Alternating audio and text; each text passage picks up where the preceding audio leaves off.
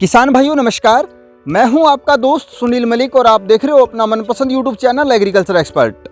आज इस वक्त मैं खड़ा हूं, बहुत ही शानदार पेडी या धान का बेल्ट है। यहां की दोमट उपजाऊ मिट्टी धान की खेती के लिए काफ़ी उपजाऊ है। किसान भाइयों, धान की खेती में जितना महत्व पौध रोपाई और सिंचाई का होता है, उतना ही महत्व धान की फसल को रोग व कीटों से बचाने का होता है। अगर हम समय रहते धान की खेती पे प्रॉपर ढंग से देखभाल नहीं कर पाते हैं तो इसका सीधा असर धान की पैदावार यानी उपज पे पड़ता है और इसकी पैदावार घट जाती है।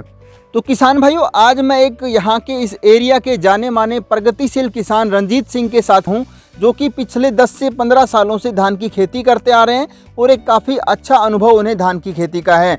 तो आज हम उन्हीं से जानेंगे कि धान की खेती में उन्हें कौन कौन सी चुनौतियों का सामना करना पड़ता है और धान की अधिक पैदावार लेने के लिए वो क्या कुछ तैयारियां करते हैं। भाई साहब नमस्कार। नमस्कार जी। एक छोटा सा परिचय अपना करवा दीजिए। किसान भाइयों, मैं रणजीत सिंह कई सालों से धान की खेती करता आ रहा हूँ जी। सर, मैं आपसे जानना चाहूँगा, धान की खेती में किसान भाइयों को कौन कौन सी चुनौतियों या परेशानियों का सामना करना पड़ता है? धान में वैसे तो बहुत सारी बीमारियाँ आती हैं और ज़्यादातर जो सबसे ज़्यादा डर रहता है वो रहता है भूरा माहू जी। ये खेत के अंदर बहुत ज़्यादा नुकसान पहुंचाता है, जिससे पैदावार बहुत कम हो जाती है। तो सर, मैं एक चीज़ आपसे जानना चाहूँगा, किसान भाई जो धान की खेती करते हैं तो वो क्या कुछ देखभाल करे, यानी जो आपने बताया भूरा माहू, इसका अटैक कब ज़्यादा होता है फसल के ऊपर? इसका अटैक जैसे 70 से 80 दिन का धान हो जाता है, जब बालियां गब्बे के अंदर बनना शुरू होती हैं, उस टाइम ये खेत के अंदर थोड़ी थोड़ी मात्रा में पाया जाता है और कुछ ही दिनों में, एक वीक के अंदर ये लगभग पूरे खेत में फैल जाता है जी। तो कुल मिलाकर यूँ कह सकते हैं कि इसके लिए आपको कोई स्पेशल ट्रीटमेंट करना पड़ता होगा, तब जाकर के आप अपनी फसल को सुरक्षित रख पाते हैं। जी हाँ, इसके लिए हमें जैसे मान लो पुराने समय में तो हम कुछ और दवाइयों का इस्तेमाल करते आ रहे थे, लेकिन अब उनका सही जो ढंग से उसका बेनिफिट हमें नहीं मिलता। तो कुछ सालों से अब हम पैक्सालोन की जो दवा आ रही है 95 ग्राम 94 ग्राम के हिसाब से हम वो प्रति एकड़ के हिसाब से खेत में डाल रहे हैं। और इसको एक बार खेत में डाल दें तो किसान भाई सभी जानते हैं जो पैक्सालोन का इस्तेमाल करते हैं, एक बार खेत में डालने से ये लगभग 40-50 दिन तक माहू खेत में नहीं आने देते। सर, मैं आपसे जानना चाहूँगा, जो भूरा माहू आपने जिक्र किया, इसका अटैक सबसे ज़्यादा कब देखा जाता है? इसका अटैक जब तो धान बढ़ रहा है तब, जा 70 से 80 दिन का धान है तब, और जा धान में बलियां निकलना शुरू हो रही हैं उस टाइम भूरा माहू का अटैक सबसे ज़्यादा आता है। ठीक है। ये एक ऐसा कीट है जो धान की फसल को लगभग पूरी तरह से तबाह कर देता है। अगर सही तरीके से इसका उपचार ना किया जाए तो पूरा खेत बर्बाद हो जाता है। भूरा माहू से जैसे पत्तियां और तना ये दोनों बिल्कुल गल जाते हैं, जिससे धान खड़ा नहीं रहता, धान गिर जाता है।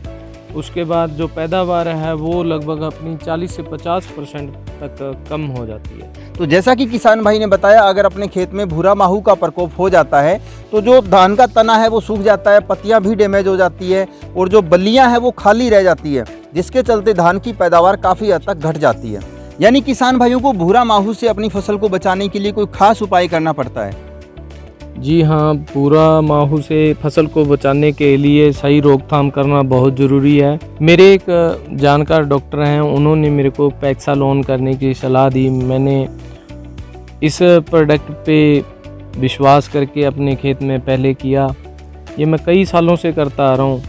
तो पहले जब इसको किया तो मेरे को अच्छा रिज़ल्ट मिला। अब मैं हर साल ही पैक्सालोन की जो खेत के अंदर स्प्रे करता आ रहा हूँ और बहुत अच्छे रिज़ल्ट पाता आ रहा हूँ। किसान भाइयों, पैक्सालोन देता है लंबी अवधि तक रोकथाम। यह 21 दिनों तक अच्छा नियंत्रण है। किसी भी मौजूदा प्रोडक्ट से 8 से 10 दिन तक ज़्यादा असरदार रहता है। किसान भाइयों, मैं आपको बता दूं कि ये पर्यावरण के कीटों के लिए भी नुकसानदायक नहीं है।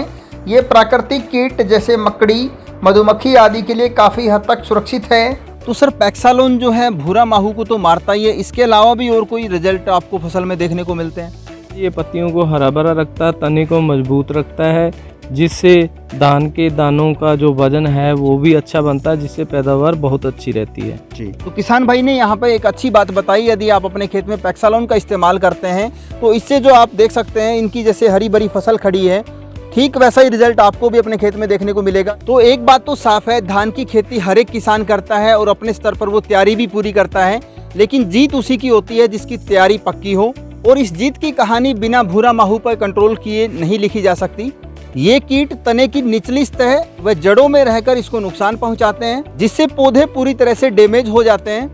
तो अपनी धान की फसल को भूरा माहू से बचाने के लिए सही समय पर पैक्सालोन का इस्तेमाल करें, जिससे आपको मिले एक बेहतर और स्वस्थ और ज्यादा पैदावार। तो किसान भाइयों, उम्मीद करेंगे आपको पैक्सालोन से संबंधित सारी जानकारी समझ में आ गई होगी। फिर भी यदि आपके मन में कोई भी डाउट, शंका या सवाल है तो वीडियो में नीचे दिए गए लिंक के ऊपर क्लिक करें, या फिर नीचे जो QR कोड दिया गया है इसके ऊपर भी आप स्कैन करके पैक्सालोन से संबंधित अधिक जानकारी प्राप्त कर सकते हैं। किसान भाइयों, उम्मीद करेंगे जो जानकारी हमने आप तक पहुंचाई वीडियो आपको पसंद आई होगी। अगर आपको ये जानकारी पसंद आए तो इसे अन्य किसान भाइयों के साथ शेयर जरूर करें और जाने से पहले चैनल को सब्सक्राइब जरूर कर लें। Thank you.